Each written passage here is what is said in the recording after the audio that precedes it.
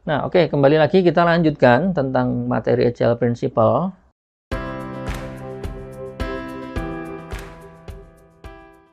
Nah, jadi di sini kan kita masuk terkait dengan validate learning.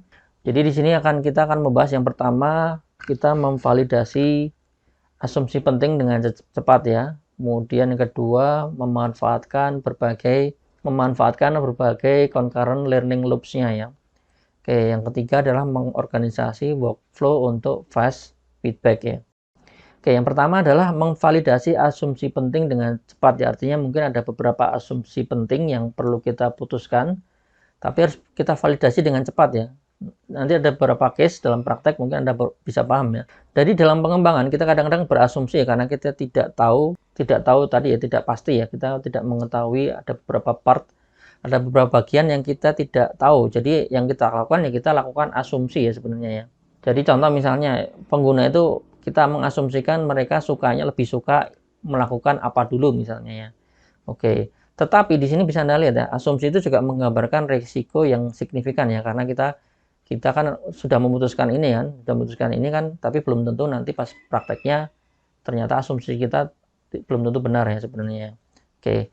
Jadi dalam Scrum kita coba untuk meminimalisir jumlah asumsi penting yang ada ya. Kita coba kurangi, kita juga balance nanti dengan faktualnya apa. Oke. Kemudian di sini kita juga tidak menginginkan asumsi penting berada terlalu lama tanpa validasi ya. Jadi kita tadi udah berasumsi nih, asumsi ini harus divalidasi, benar nggak misalnya bahwa user itu lebih suka ini misalnya. Jadi kita harus melakukan validasi ya.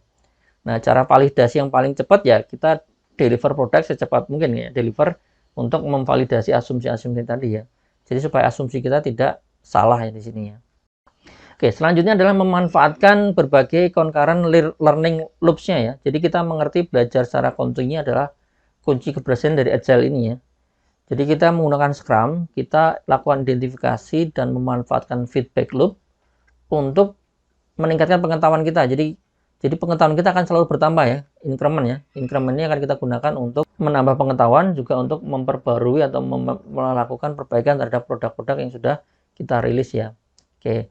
Sebagai contoh, di daily Scrum adalah ada namanya daily loop dan sprint ya. Sprint review ya, itu adalah sebuah mekanisme untuk melakukan iteration level loop ya. Oke, nanti akan kita bahas di bagian yang lainnya. Selanjutnya kita bahas tentang mengorganisasi workflow untuk fast feedback ya. Jadi kita akan mengorganisasi alur kerja untuk mengikuti learning loop pattern. Dan nah itu yang paling penting, kita harus berusaha mendapatkan feedback secepatnya. Ini juga kunci ya. Berusaha mendapatkan feedback secepatnya ya.